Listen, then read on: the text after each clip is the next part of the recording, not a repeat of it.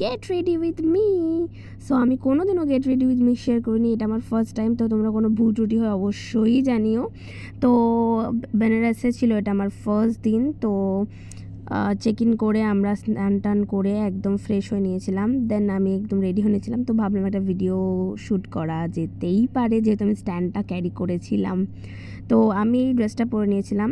আর এই ড্রেসগুলো মানে বেনারসে আমি যে কটা ড্রেস এনেছি সবই প্রায় নতুন।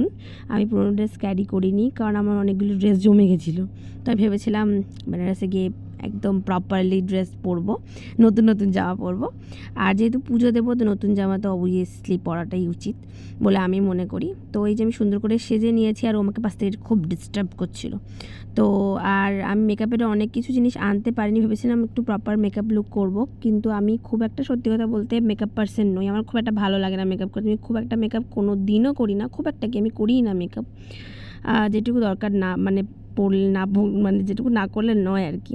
তো এই যে প্রপার আমি রেডি, আর এটা ছিল আমার ফুল লুক। তোমরা সবাই জানাবে আমাকে কেমন লাগছে, আর রাদার আমাদেরকে কেমন লাগছে। আর এরকম ভিডিও তোমরা যদি আরও দেখতে চাও তো আমাকে কমেন্ট সেকশনে অবশ্যই জানিও। তো থ্যাংকস ফর ওয়াচিং, অ্যান্ড খুব নতুন নতুন অনেক ভিডিও আসতে চলেছে। তো টাটা।